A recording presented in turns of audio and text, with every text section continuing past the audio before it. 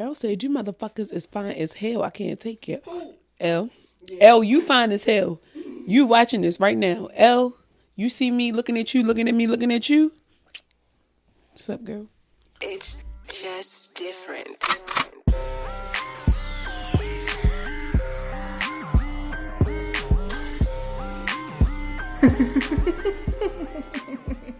Shout out to the Discord. Mm-hmm. I miss y'all real bad.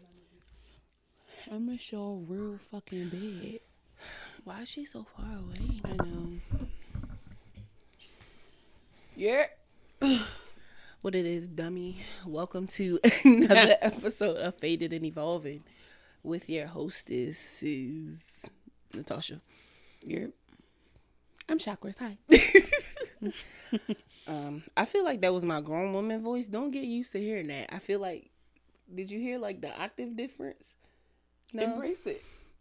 Did you hear though? Yeah. Okay. I wasn't gonna say shit. I know you. You with these disclaimers. I'd be like, listen. You give me disclaimers too. I give you disclaimers. I ain't giving no goddamn disclaimers. Not fuck y'all. I'm not saying that. Y'all know when I get high, I get aggressive. I apologize. I'm saying I'm okay. She put it all the way down to her. That was like LaDawn Black. You remember LaDawn Black? You remember they used to come in like, this is LaDawn Black on 95.9 Kiss FM. Kiss FM. We ain't had no business listening to that shit as a kid. Y'all just be letting, our parents was letting us do any fucking thing. I was watching Family Guy the other day. I was like, why the fuck at 11? Why was I watching this at 11? What the fuck is wrong with my parents? Why would y'all just let me? They don't love me for real. Y'all going to Shady Pines. And that's why. They're going right to Shady Pines. This week on Faded and Evolving, we are talking about Kratom. Nigga. I don't know much about it. Same. Girl, it's a perk. No, I do know. I know enough about it. It's a perk. It's a opium, and it's a legal opium. Opioid. It is a legal opioid, which is really weird.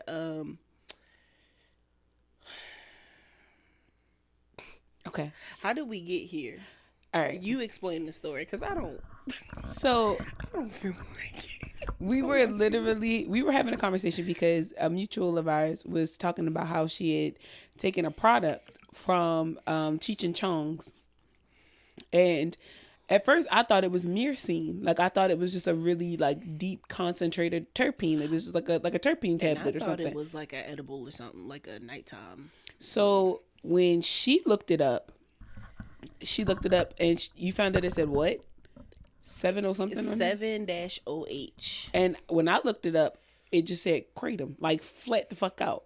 I looked it up the way that they have it on the package. It says like white vein something, which already made me go like, correct? Is it? No, I thought it was a psychedelic. Okay. Because of the white vein, like, you know, white albino stuff like that. Yeah. Like, I'm like, oh shoot, they got shrooms over there. Let me see. It's what's a psilocybin, yeah. No. Okay. It's the Percocet. I'm not going to hide it from y'all. I'm going to tell you the truth. It's the Percocet. If you go into the smoke shop, it's nothing but perk plant hanging on the fucking wall. First of all, it is a plant. This but is it's stronger than, what did it say? Hold on, no, because I got my notes. Because y'all think I'm fucking playing. I'm dead motherfucking serious. This shit is 13 times stronger than morphine, and it says that it has opioid-like effects. Last night we were on the phone. I was on the medical website, like I was on the actual FDA CDC website looking into this shit. It is a derivative from a plant that's found in like Thailand and like Asia. So in Eastern medicine, just in general, right? We know that Eastern medicine is way safer than Western medicine, mainly because it's derived from nature. So we know that more plants. It's organic, right? But that's if it's coming from Thailand. This is coming from Harford Road. That's a Percocet. Okay, there's a difference. When anything is sent, how can I explain this so that it makes sense? When you're purchasing things from certain neighborhoods, you can't expect that what you're receiving is pure. No, and I get where there might be some confusion, like, but I'm buying it from like a reputable source. A smoke shop is a shop. You're right, it is.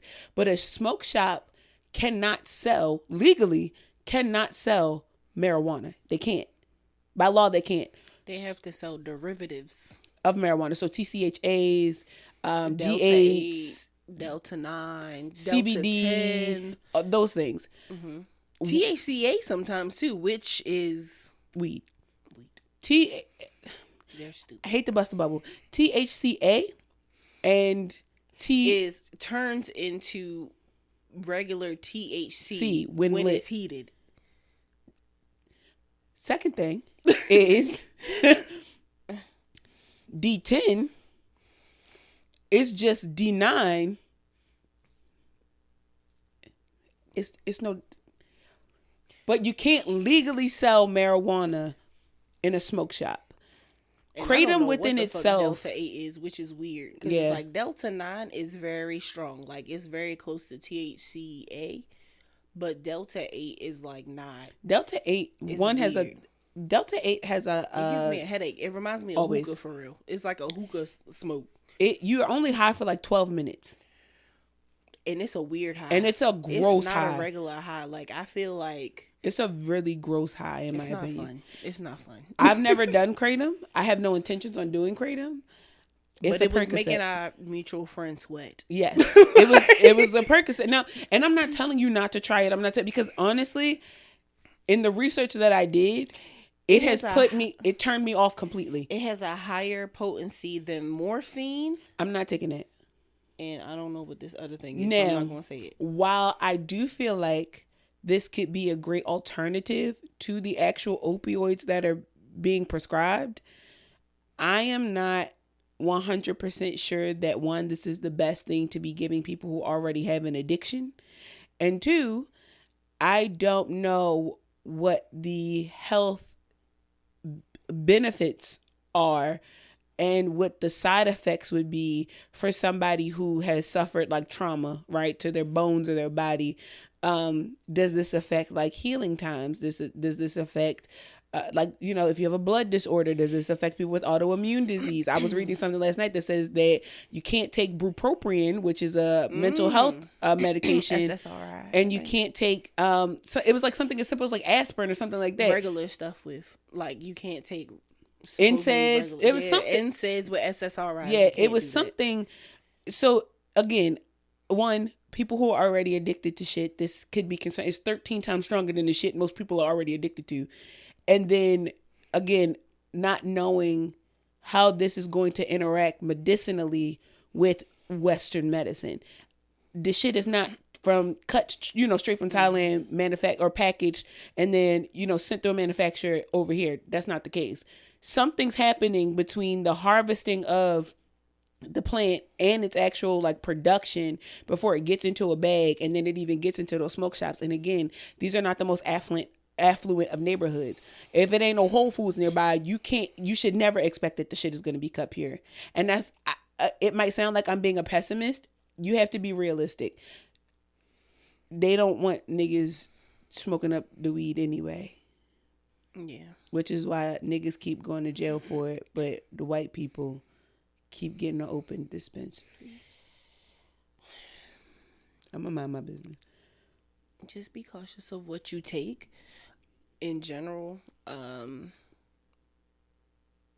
you have to be cautious about everything. Like even with smoking, marijuana, weed, or whatever you want to call it, because you can get too high. Yeah, you can start to smoke a little bit too much. Yeah, you can start to green out. Like you can get sick. You really can get sick from smoking too much weed. If your endocannabinoid system, again, nerding out, right? Your body, when you're born, has an endocannabinoid system. Everybody's body, well, not everybody's body. That's more so for people who don't do well with weed. They have an endocannabinoid system, but it doesn't digest. Its receptors are not very active in the right way. So when you overuse your endocannabinoid system, you're not giving it tolerance breaks. You're not giving it breaks in general. And I'm not talking about people who are in chronic pain, because there usually are ways that people who have like medical cards and whatnot, they find a way to regulate their system so that they don't get sick, so they're not getting these. So CBD often, when they're again greening out or finding ways to cut back, tinctures, things of that nature. I say all that to say, when you overuse your endocannabinoid system, your body literally starts to shut down. So you start to, it's not gonna, it can't kill you unless you go untreated. So like, you're dehydrated, you're throwing up, you're probably shitting everywhere, you have headaches, your eyesight is weird, your tongue is white, you have thrush. There are so many clear indications that you're overusing. There's a lot of people who, when you look at them, you can tell that they abuse weed. You can see it. Yeah. You can see it on them that they abuse it. And it's not like everybody was saying like, oh yeah, when they got the dark lips, when they got the no. Okay. I'll give you that one. If that's what if that's how I'll give you that one, right? Because then that person probably has a habit. But there's a difference between having a habit and an addiction. I'm not here to argue with you about that. I'm here to educate you on the fact that when you have thrush on your tongue constantly, you're not taking care of your mouth after you smoke, so you're not using mouthwash, you're not brushing your teeth, you're not doing those things. You're not giving your body the hydration and the food that it needs, right? Even when you got the munchies, you're going to go get something that has no nutritional value. None of those things. The weed eventually is going to fight back. You're going to get sick. It's not like a flu-like sick either. It's like if like you jonesing, like you've been off the drug for a while. And the only way to get you is to go to the hospital. They're going to have to give you fluids. You're going to have a tolerance break for a very long time. Some people I've seen as short as like 6 weeks. The longest I've seen is like 2 years before they could safely smoke again. And it's not like you don't go back to CBD. You don't go back to tinctures or just edibles. No, any form of the drug gets up, you get sick. So you have to be careful with this shit. I'm gonna be real with y'all. From the research that I've done, and I haven't done much, and now I feel like I'm getting ready to go down a rabbit hole about it. At this very point in time, I would not recommend that you try Kratom. I wouldn't. I don't think that it's a smart thing to do. I don't think that it's something that should be sold. I don't think that it's something that anything that fucking strong needs to be regulated. And the fact that weed has a stronger restriction on it than Kratom does, we have a problem. If the shit is 13 times stronger than morphine and they ain't regulated it, it's a problem. In this season, right, this 2025 season, I'm going to say you heard it here first. I'm going to check out some other, cannabis-based pods and see what they're saying about it. But right at this very moment, if you start to see a surge in interest in Kratom, I would ask that you don't get curious. Not right now. Not without doing your own research. Not without going to the doctor. Not without... It's like when crack first hit the streets, baby. Like, you really have to be careful. Because what's been said is that the federal government is considering, with this new election, rescheduling cannabis. I wouldn't be surprised if Kratom is then like the next go-to thing. Like, again, we found this on Cheech and Chong's website. They're like the when you think about weed, that's like one of the first people that come to mind. Like, they're pioneers in the game. And I'm not saying that this is this is nothing towards them. This because I don't feel like they would ever do anything intentionally to harm anybody, especially with how much they advocate for just like, reform, how much they, advocate for education in general. I just personally feel like they've also been smoking weed for so long that at some point your tolerance gets to a certain point where you do need something stronger. I feel like that's also why they come in packs of 3. Like, they're not like full ass bottles of like this tablet. It's like a 3-pack. And I'm telling you not to take it at all. But in the event that you do get too curious, do not do it every day. I don't even know what type of high that could offer you. You can also get addicted to that too. I used to watch this guy when I was first got curious about psychedelics. He used to take it a lot. Yeah. And it was basically like a regular opioid addiction, he said. He said that he said that he started having to take it so much, like, that's concerning. It was like really hard to do work and stuff like that, and like his wife had like left him for a little bit, and then he like did a trip and he was like fine for like a while, but then he decided to like try to go back to Kratom because he said it did have good effects, like calming you down and stuff like that. But he was just like, I didn't it probably want helps, to but that's scary. take it that often. That's scary. Yeah. I gotta find his YouTube. I don't ever want to ingest something and it fuck me up like that ever. When I go through, I've been through psychosis 3 times. The first 2 times because I was just being stupid. The last time is because it was just not. I was using marijuana as like a pain reliever, but I think like I just took something that like put me like down, like to just lay down and do what I needed to do. It wasn't like a anyway, I was just down and I needed to rest, so I put myself in the bed, but with a indica. So yeah, but the first 2 times, that shit is scary.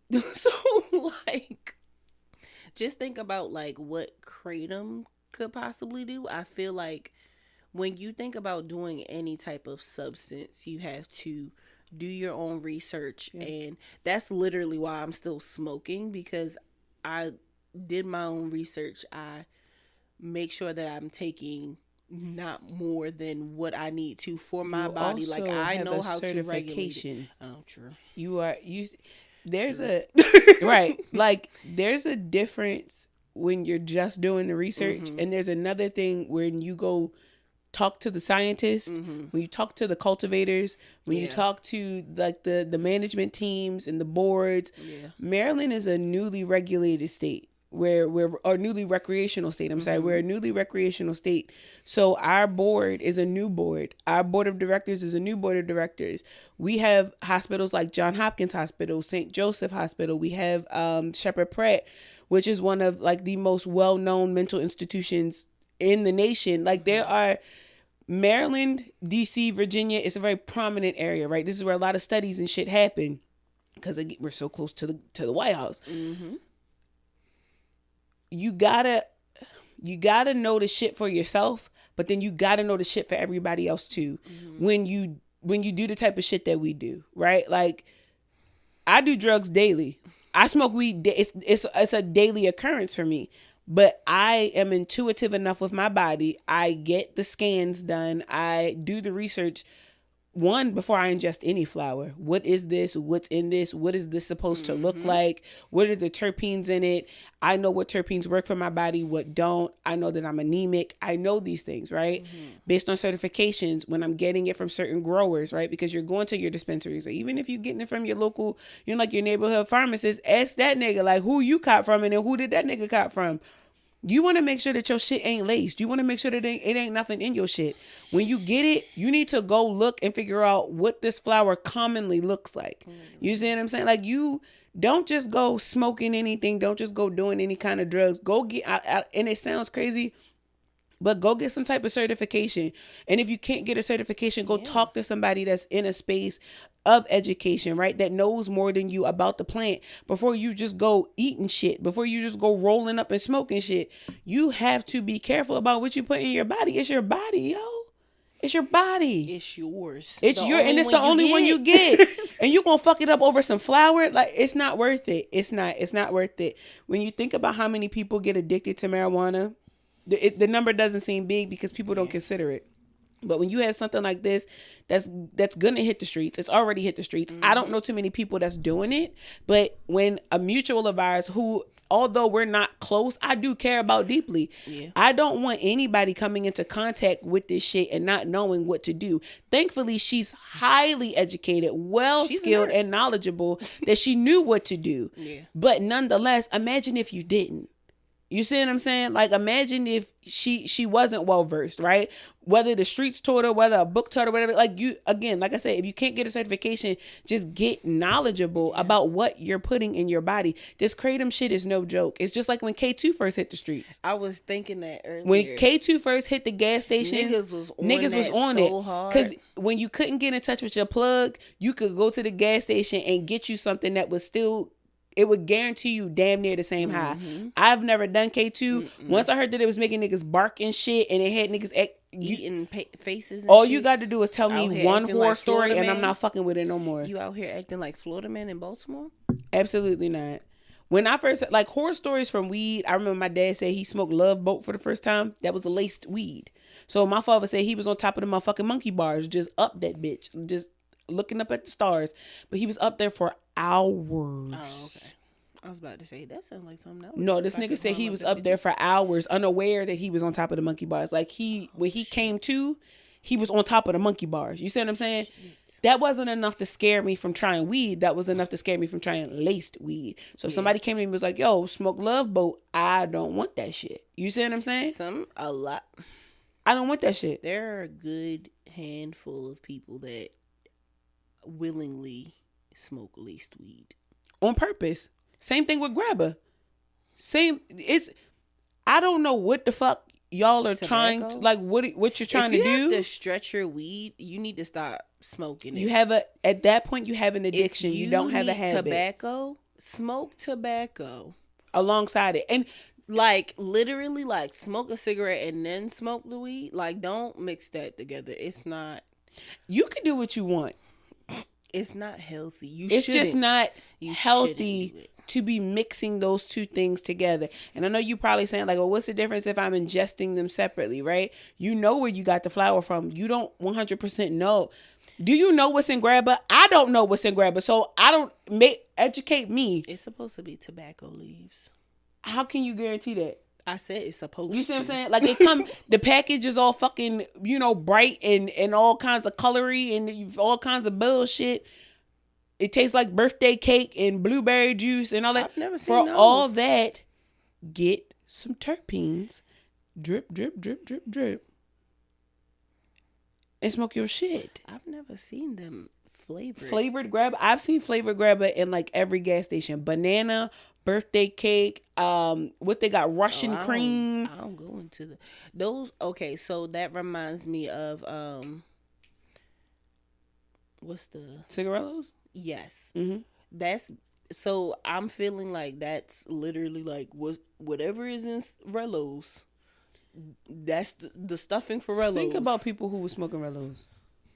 Because it's supposedly tobacco leaves, so they're like, "Oh, we just not putting it. We just not putting it in the." Them niggas got asthma now. Them niggas got pneumonia, walking pneumonia fluid sitting on their lungs.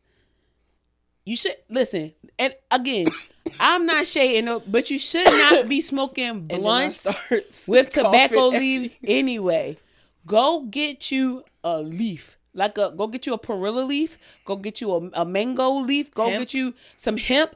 My absolute favorite is hemp. But please stop smoking this shit. Please stop.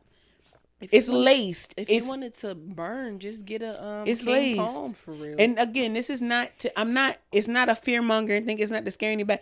I don't think that niggas know. Just be careful about what you put in your body. Like, they already trying to take us out by any means necessary. So, like come on, like, niggas for real. I want to keep my niggas around.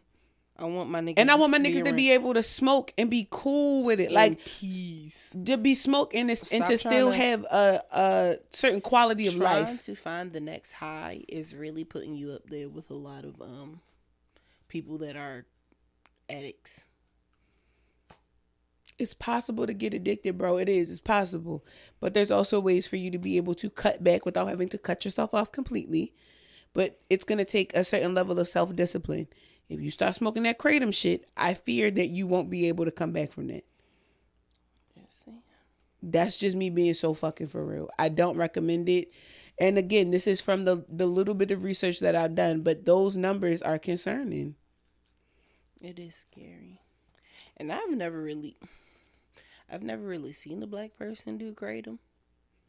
I don't even know what the shit look like. I don't even. I can't either. I think it comes in like capsules or something. I've seen it when I go into the smoke shop. Yeah. It's in them big ass like yellow bags that's hanging on the wall. Shit. Oh yeah, and it looks like leaves. It just looked like plant. Like it looked like hash. It's supposed to be like a plant. No, fuck that. That shit don't look right. That motherfucker is not real.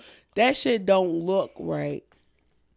That shit, it look like you could get pounds of it. No, I'm cool. I'm straight. And I personally feel like my niggas should be straight.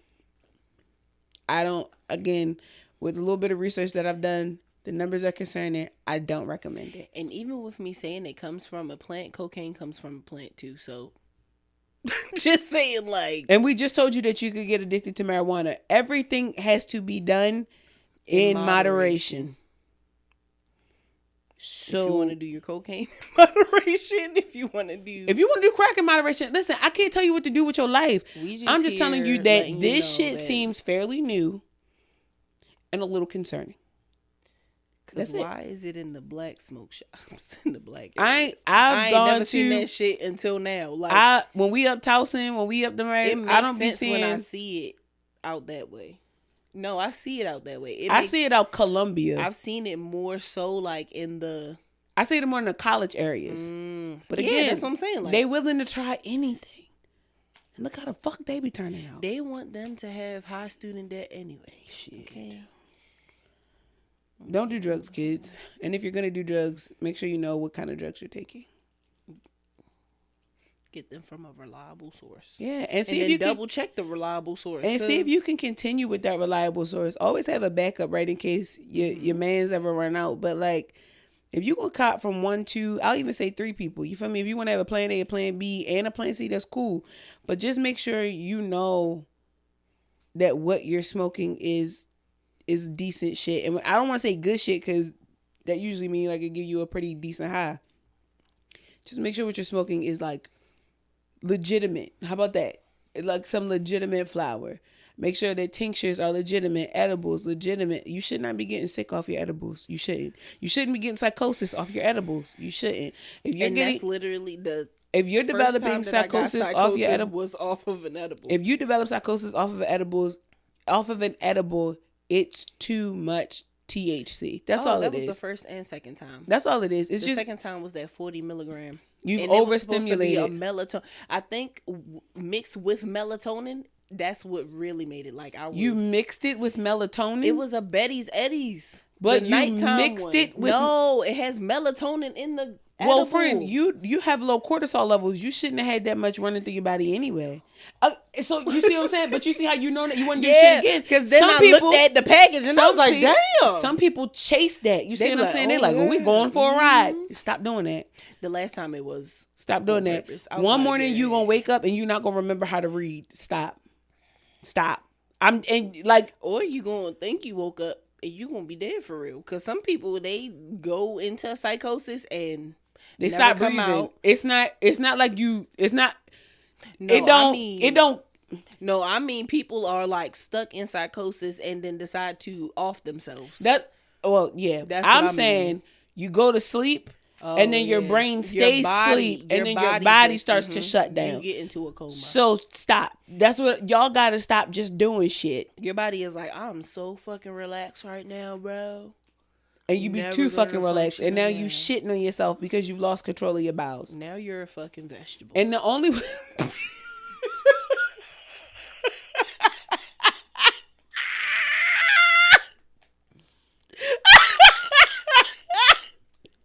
Now you are stuck. You heard it here. You heard it here.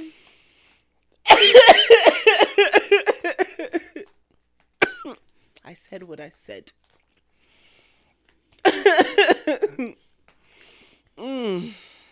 Damn. Thanks for stopping by, guys. Sorry this wasn't a fun one. We just felt like you guys needed to know. Yeah. Before it's too late. Bye. Bye.